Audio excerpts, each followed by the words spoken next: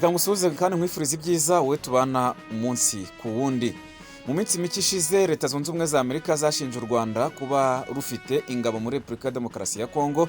Icyo gihe Leta Zunze Ubumwe za Amerika zari zasabye u Rwanda gukurayo izo ngabo vuba na bwangu.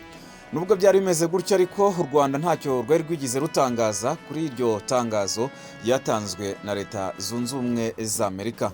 Kuri ubu ngubu u Rwanda rwagize icyo ruvuga ku byo Leta Zunze Ubumwe za Amerika yari yasohoye muri iryo tangazo. U Rwanda rukaba rwikomye Amerika kubera Repubulika ya Demokarasi ya Kongo rushimangira ko ingabo zarwo ziryamiye amajanja. Guverinoma y'u Rwanda yikomye Leta Zunze Ubumwe za Amerika ikomeje gushyigikira guverinoma ya Repubulika ya Demokarasi ya Kongo mu kumvikanisha ko ikibazo cy'icyo gihugu gifite ishingiro kandi ngo byaba biterwa n'u Rwanda.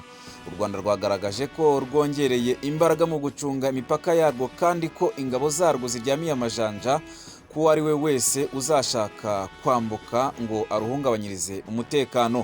Mu itangazo ryashyizwe ahagaragara kuri uyu wa mbere tariki 27 Gashyantare y'umwaka wa 2023 rivuga ko u Rwanda rwishimiye imyanzuro y'inama ziherutse kubera i Addis Abeba muri Ethiopia ubwo habaga inama y'umuryango wa Afurika yunze ubumwe hakaganirwa no ku kibazo cy'umutekano muke mu burasirazuba bwa Repubulika ya Demokarasi ya Kongo.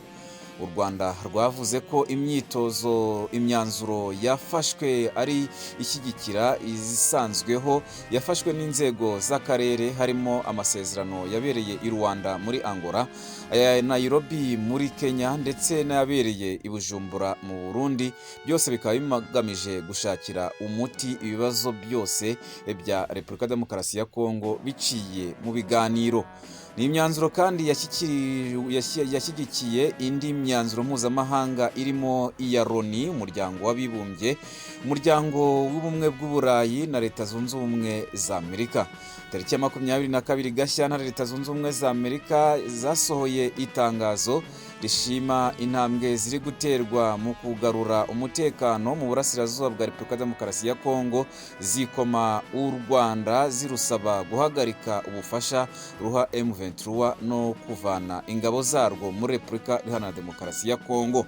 Itangazo rya guverinoma y'u Rwanda rivuga ko ibyatangajwe na Amerika aho gufasha mu murongo wo gukemura ibibazo byo mu burasirazuba bwa Kongo ahubwo igamije kuyibangamira aho ikomeza kwemeza imvugo iyobya yafashwe na guverinoma ya Kongo yo guhirika ibibazo byayo byose ku Rwanda.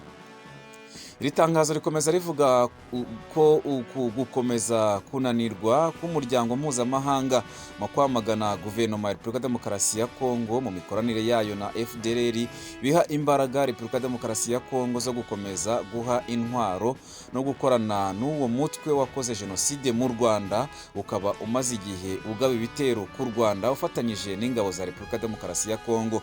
Itangazo rikomeza rigira riti ibi ni ikibazo gikomeye ku mutekano w'u Rwanda. FDLR si umutwe udafite icyo utwaye, umugambi wayo hamwe na FARDC ni ugutera u Rwanda. Ingabo za Kongo n'abacancuro begerejwe umupaka nabyo bikaba bikomeje gutera impungenge igihugu cy'u Rwanda. Ibyemezo by'inama z'abakuru b'ibihugu n'abakarere biheruka byose bisaba impande zose mu burasirazuba bwa Repubulika ya Demokarasi ya Kongo gushyira hasi intwaro kugira ngo imyanzuro yafashwe ibashe gushyirwa mu bikorwa. U Rwanda rwatangaje ko nubwo imyanzuro ireba impande zombi muri Kongo ingabo z'icyo gihugu zabirenzeho. Itangazo ryagize riti Repubulika ya Demokarasi ya Kongo yahisemo ibikorwa bya gisirikare muri iyi minsi yirengagije imyanzuro yafashwe n'akarere. Repubulika ya Demokarasi ya Kongo iri kwigwizaho intwaro n'abacancuro mpuzamahanga ku mupaka duhuriyeho, ubwo n'umupaka uhuza u Rwanda na Repubulika ya Demokarasi ya Kongo. U Rwanda rwavuze ko rudashobora kwizera ngo rurebere mu gihe umutekano n'ubusugire bwarwo byaba bibangamiwe. U Rwanda ruti kubera umutekano w'u Rwanda hafashwe ingamba z'ubwirinzi kugira ngo hatagira uvogera ikirere n'imipaka byacu. ingabo zacu ziteguye guhangana n'icyo ari cyo cyose cyashaka kwambuka umupaka. Uko cyaba kimeze kose ntabwo tuzemera na rimwe ko hari umutwe n'umwe ugera mu Rwanda. Umutekano w'igihugu cyacu n'abaturage bacu urarinzwe. U Rwanda rwatangaje ko rwiteguye gukomeza gufatanya n'abandi mu karere mu gushakira ibisubizo ibibazo by'umutekano bihari, gusa rutanga umuburo ko rutazigera rwemera na rimwe ko impungenge ku mutekano warwo zirengagizwa cyangwa ziteshwa agaciro. Urakoze cyane wowe twabanye, ugire ibihe byiza.